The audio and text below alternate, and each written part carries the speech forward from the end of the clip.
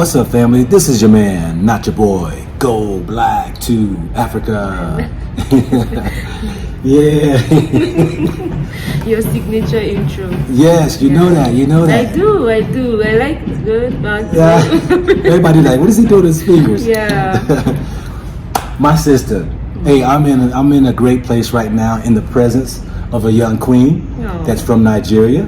And I'm going to let her introduce herself, tell a little bit about herself, and we're going to get into some questions. So please, my sister, go ahead and tell people who you are. Okay, I'm Virtue Grace. Hello, everybody. I'm Virtue Grace. Like you said, I'm a Nigerian YouTuber. I travel across Africa.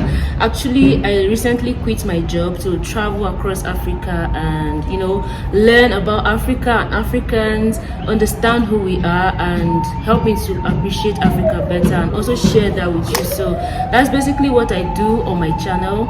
I just share Africa. I relish and share Africa. Hey, and that's what I love about you is that you're sharing the motherland, which many people out there don't even have any clue really what the continent's about. Exactly. And so it's a very important job I see that you're doing. Now, we just met personally today. Actually, you reach out to me. You said that you saw I did an interview the other day with young lady Hannah, and I thought it would be great as well to do a collaboration together, interview each other, not just to broaden the scope when it comes to connection and all that right there. But you made mention just a second ago that I get all these questions asked from those people in the Western world is money.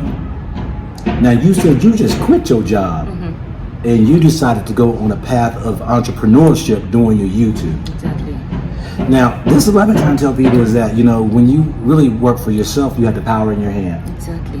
Because I know, what was it that motivated you to do that? Because that's a very frightening thing for people to understand, leaving the Western world, and they say they want to come and they want to start a business.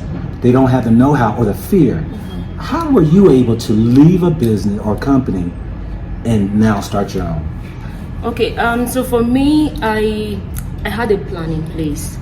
I'd been working for several years, and along the way I started my YouTube channel. And for me, I started my YouTube channel because I felt like I wanted to connect with people, I wanted to share, and also I started my channel, and over time I was doing it side by side with my job. So as the years went by, I felt the more need for me to connect more, travel, get to experience Africa and share it. So I put in place a plan for me, and I saved up some money, and that was what helped me. And it was easy for me to actually resign and to be able to fund my trips. Like currently we're in Ethiopia, I'm able to fund these trips. And I also get asked this question a lot, like when people meet me randomly, say, oh, you are visiting, so how are you able to fund your trips? I'm like, I was working, so I was able to save up, and I'm able to fund my trips that way.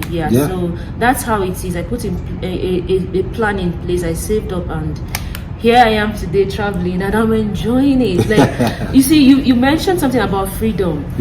Nothing compares to this life I'm living right now. Nothing. Like what? I feel so good that I'm able to wake up in the morning. I have a schedule drawn out by myself, for myself, to go out there, interact with people, go to places I want to go, make the kind of videos I want to make, and control my time. That was one of the things that I felt I lacked when I was working. Don't get me wrong, I enjoyed my job, I enjoyed doing it, but that freedom was what I really wanted, to be able to do things, other things that I love as well. So I'm enjoying it. I have that freedom now, and it's priceless. It is priceless. I'm telling you, and those who's heard my stories many times before, that having that power in your hands from working your own business is, you can't even describe it to people until you do it yourself. Exactly. But she mentioned two things that I keep hitting on. If you want to find the road of freedom, the land of liberty, if you will, she says she planned. Number one. That's something we sometimes have a hard time doing, is planning something. And the other thing was budgeting. Saving money is one of the hard things I find people have a challenge in doing. And you said that you did that. You planned, you budgeted, and now you're on your road of working your business in the way you want to because those steps that you took. Yeah. It's So powerful. it's important because there is nothing you can really do if you don't plan. Whatever it is you want to do in life, it's important to plan. Yeah. And for me, I had that understanding quite early. So even as I was working, I was able to put in place. I knew that when I take my salary at the end of the month, I'm not going to spend everything. I have to set aside a certain amount over a period of time to be able to fund my travel. So yeah, budgeting and planning, like you said. Those were my tips. Now, when did you start your YouTube channel? I activated my YouTube channel in 2017, and that was because my colleagues at work kept saying, "Oh, Grace, you seem like you do well on YouTube, so you should start." But for me, my job was like paramount then, and I didn't have time. I didn't even understand how I was going to navigate all that, YouTube and my job. But I went ahead and activated the channel, but I never uploaded any video. I felt like things weren't perfect. Like I needed a camera, good house, good background, and all of those things. So I never made any video. I waited until 2018 in October. That was around the time I uploaded my first video on YouTube, and it was just a random video that I made, and from there I just kept making videos, and everything else is what we see today. That's beautiful. I mean, would you say that having a YouTube channel, I mean, is it a lot of work? What has you brought you, the pros and cons that you would say? Because I just did a video the other day. The topic was not specifically about creating a YouTube channel. It's one of my videos that every now and then I talk about business. And there's two things I tell people who's coming from out of America. One is that they should have a small business, a household business. Yeah. And number two, I believe, in my own opinion, you should start a YouTube channel. Yeah. Now, as far as your YouTube channel and stuff, what are some pros and cons you would say? Just a couple, maybe something that you found that, okay, I didn't know about this. Yeah, for me, the pros is, I would say, the ability to create something on my own, and people find it relatable and it impacts people in a sense that they're able to also make certain decisions, maybe about traveling within Africa, or they got information about a certain country that I visited. Oh, I didn't know this, now I know better. For me, those are the pros and that I see there. The cons for me is the challenges of sort of getting around to doing things on my own all by myself, because this is a one-man business as far as I'm concerned. So I have to do all the recording, editing, everything. It's a whole lot. It's something that I would love to delegate or engage people to assist if I had the money, but since the funds are not enough, I just have to deal with it. For me, that's the con. So sometimes you feel like I'm doing so much, like it's a lot on me, but I'm not complaining. It's the process. As we go, same here, same to you, you see. So, but as we progress and we grow bigger, we're able to, afford to engage people or delegate. Of course we do, but for now, it's all good. And I'm learning, because I feel like, for me, even the cons is a learning curve for me. It's stretching me to see how much I can do. I'm learning editing, photography, video, like everything. So I'm acquiring all these skills at the same time. So I feel like it's still all good regardless. It is, and what she just mentioned, one was creativity. And I've said this before, that we are a creative people. We're innovative, we are one that's, can just come and create. But when you're working for someone, they give you basically what you need to do, a template, and you stay in the confines of that. It really steals your creativity. And then the other thing you were mentioning is like, really the con was, okay, how do I now be able to manage and operate within this realm of this work, which you kind of find a little bit challenging. Because working for somebody, everything is told exactly what you need to do. Exactly. And you don't really think for yourself. You're robotic, and you are basically just playing out this whole little, I'm doing a box like this, because you're boxed in, and it really steals everything away from you. So That's great, because I mean, and I point towards myself, because when you got to be doing everything by yourself, you really find out quickly. Number one, how smart you are. Exactly. You'd be like, gosh, I'm learning about I could editing do this, and like, filming and uploading and computering, and I mean, you learn a lot. A lot. Yes. A lot. You learn a lot. But in the long run, it actually is profitable, because when you acquire all these skills, you're able to apply these skills in different aspects and different, works as occasions serve you. So I always tell myself that I'm pushing myself, learning editing constantly. If tomorrow I decide not to do YouTube anymore, I could actually maybe teach editing. I can still use this skill, as far as I'm breathing. So it's all good. All right. So the all the different skills that you actually acquire in doing this YouTube, and you travel in countries and stuff like that. What is the interesting countries that stand out to you that you've been? That's a difficult question to I know. answer when I'm asked this question, because I feel like all the countries I've been to are unique in their own right, and I would just say, for me, highlight things that I actually enjoyed in those countries that I would always remember. So so far I've been to a few countries. I've been to Ghana, I've been to Benin Republic, I've been to Congo, and now I'm in Addis Ababa. And for me, when I went to Ghana, I went during the year of return, and I enjoyed my stay. That was my first time in Ghana, actually. Okay.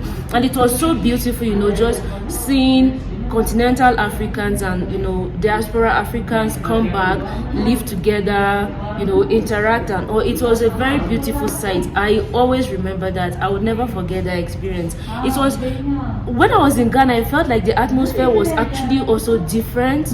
I felt, people would say the ancestors were probably like there as well. It felt so good to me.